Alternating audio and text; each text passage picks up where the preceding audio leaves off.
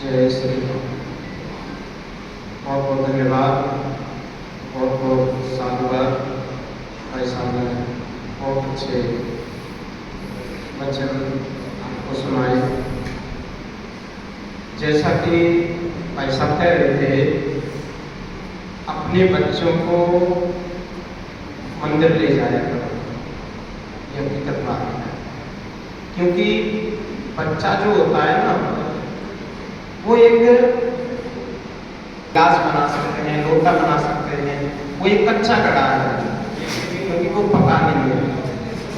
इसी प्रकार से हम बच्चों का भविष्य तय करते हैं। बच्चे को बचपन में जैसी आदतें आप सिखाओगे ना, वैसा ही बच्चा आगे चल के करेगा। दूसरी बात, भाई साहब ने कहा कि दान ही करना चाहिए। कुछ दया धर्म का मूल है, पाप नहीं करना।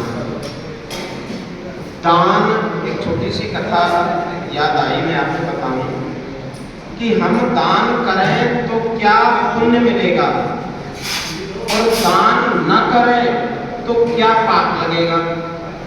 बड़े ध्यान से सुनना। एक राजा थे और राजा के मन में विचार आया कि मैं दान करूं तो क्या पुण्य मिलेगा और ना करूं तो क्या पाप लगेगा। इस बात का विचार करते हुए वो ऋषियों के पास गए। ऋषियों से, मुनियों से जाकर के कहा, महाराज मैं दान करूं तो क्या पुण्य मिलेगा और ना करूं तो क्या पाप लगेगा। ऋषि कहने लगे, भाई इस बात का तो पता नहीं, लेकिन हाँ, राजा ने सोची कि चलो मैं पड़ोस के राज्य में चलता हूँ, वहां जाके राजा से पता करूँ। राजा दूसरे राज्य में गया और जाकर के कहने लगा राजा से कि राजन, मैं दान करूं तो क्या पुण्य मिलेगा और ना करूं तो क्या पाप मिलेगा।